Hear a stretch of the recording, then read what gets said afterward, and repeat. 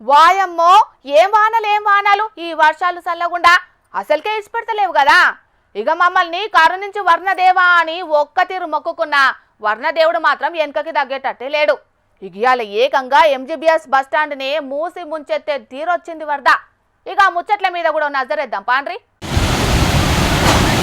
పోయి వానలు చల్లగుండా ఏం వానలో ఏం కథనోళ్ళ దినం పొద్దు ఊకిందంటే చాలు పొట్టు పొట్టు చంపుతున్నాయి ఈ వానలు. పట్నంలో ఏ మూలకు పోయినా వరదతోని అవస్థే ఉన్నది. మూసీ నది ఉగ్ర రూపం దాల్చితే చాదర్ఘాట్ లో లెవెల్ వంతెన మీద నుంచి వరద ఉప్పొంగిపోయిన సంఘటనలు ఇది వరకు షాన్నే చూసినాం గానీ ఈ పారి మాత్రం ఎంజీబీఎస్ బస్టాండ్ పోయే 2 బ్రిడ్జిలు వరద నీళ్ళ మునుగుడే కాదు, ఏకంగా బస్టాండ్ కూడా మూసీ వరద ముంచెత్తటాలకు 100 మంది ప్రయాణికులు బస్టాండ్లను ఇక్కుకపోయే పరిస్థితి మోపైంది. ఇక హైడ్రా సిబ్బంది, జీహెచ్ఎంసీ, ఆర్టీసీ అధికారులు రంగంలో దిగి ప్రయాణికులందరికీ ఏం తక్లీఫ్ కాకుండా బయటికి తీసుకొచ్చిర్రు. ఇక అట్లనే బస్టాండ్ ను మూసేసి వేరే కాడ నుంచి బస్సులు నడుతామని ఆర్టీసీ అధికారులు చెప్పిండ్రు. ఇక అటు వరద ఏయంగా ప్రజలెవరు అవస్థ పడకుండా ఏర్పాట్లు చేయాలని జీహెచ్ఎంసీ కమిషనర్ ఆర్వి కర్ణన్ సారు దగ్గరుండి మరి ఏర్పాట్లు చేసిండు.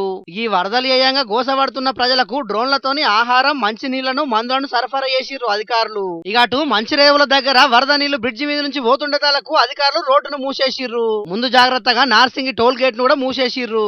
ఇట్లా మూసీకి వరదలొచ్చి మూసీ చుట్టుముట్టున్న ప్రజలకు తక్లీఫ్ అవుతున్నది కాబట్టి మూసీ నదిని ప్రక్షాళన చేసి మూసీని సుందరీకరిద్దామని ముఖ్యమంత్రి ఆలోచన చేసిండని చేతిపాటి లీడర్లు అంటుంటే ఈ ముచ్చట్ల కేటీఆర్ గిట్లా అన్నాడు. కానీ రేవంత్ రెడ్డి ఎంత కిరాతకుడు అంటే నిన్న కావాలని తెలుసు ఆయనకు, నిన్న క్లౌడ్ బర్స్ట్ ఉంది, వర్షం పడుతుందని వాతావరణ శాఖ చెప్తే కూడా కావాలని మూసీ ప్రాజెక్టు చేయాలంటే ఆడ ఇండ్లు మునగాలి. నేను అనుకున్నట్టు మూసీలో 1,50,000 కోట్లు కొల్లగొట్టాలంటే వీళ్ళని ముంచాలని చెప్పి చెరువు ఖాళీ చేయకుండా కావాలని అట్లనే నింపిపెట్టి ఇవాళ ఎగ్దం ఒకటేసారి 15 గేట్లు ఎత్తిండ్రు. ఎత్తవరకు ఏమైంది? ఇలా ఇమ్లీబాన్ బస్ స్టాండ్ మొత్తం మునిగిపోయింది. మొట్టమొదటిసారి చరిత్రలో ఇమ్లీబాన్ బస్ స్టాండ్కి ఎప్పుడైనా నీళ్ళు వచ్చినాయి? ఇదివరకు మనం పోలేదా? ఇమ్లీబాన్ బస్ స్టాండ్ చూడలేదు ఇదివరకు. ఇవాళ అది కూడా మునిగింది. ఎందుకు? ఒక్కటే కారణం. ఏం చెప్పదలుచుకున్నాడు రేవంత్ రెడ్డి? మీరు మూసి అద్దంటున్నారు కదా, నేను చేయాలనుకుంటే ఇక చూసినావా పేదోళ్ళను ముంచి ఇడికెళ్ళి ఎలగొట్టి అట్లనన్నా చేస్తా అనేందుకు ఇలా అంతా కిరాతకంగా ప్రవర్తన చేస్తా ఉన్నాడు. సీఎం రేవంత్ రెడ్డి కావాలనే మూసి బందుకున్న ప్రజలను ముంచిండని కోపానికి వచ్చిండు రావన్న. ఇక ఓదిక్కు దినం పొట్టు వానలు దంచుతున్నా లోతట్టు ప్రాంతాలున్న ప్రజలు వరదలతోని అవస్థ పడుతున్నా ఒక్కటే పారి 15 గేట్లు ఎత్తుట్లా ఈ రేంజ్ లో మూసి ఉప్పొంగిందని మూసి చుట్టుముట్టున్న ప్రజలు గరానికి రాబట్టిర్రు. మొత్తానికైతే మూసి వరద ఏయంగా పట్నంలో చాలా మంది ప్రజలు మస్తు గోసపడే పరిస్థితి మోపైంది. ఇది ఇట్లుంటే గీ అన్న చూడుండ్రి, బండిని పెయికి అతకబెట్టుకున్నట్టు ఇడిచిపెడతనే లేడు.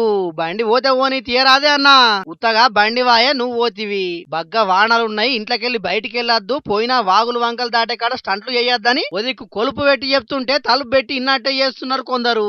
వరంగల్ జిల్లా మహాముతారం మండలంలో ములుగుపల్లి అంశాపూర్ నడువున్న రోడ్డం దాట చూసిండు కి అన్న.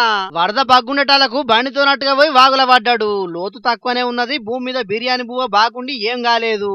అల్కగా ఒడ్డు ఏరిండు గాని బంగారం అసంటి బండికి ఈయన చేతిలో పెట్రోల్ తాగే భాగ్యం లేనట్టున్నది. అటే ముట్టింది. వరదలు తగ్గేదాకా అది బయటికి వెళ్ళుడైతే కష్టమే. చెప్తే ఇననోళ్లను చెడంగా చూడాలని బట్టిరు ఈ అన్న ఇచ్చంతరం చూసిన జనాలు. పబ్లిక్ చూస్తున్నారు కదా, మీరైతే పైలా మరి జరా ఏమంటున్నావు?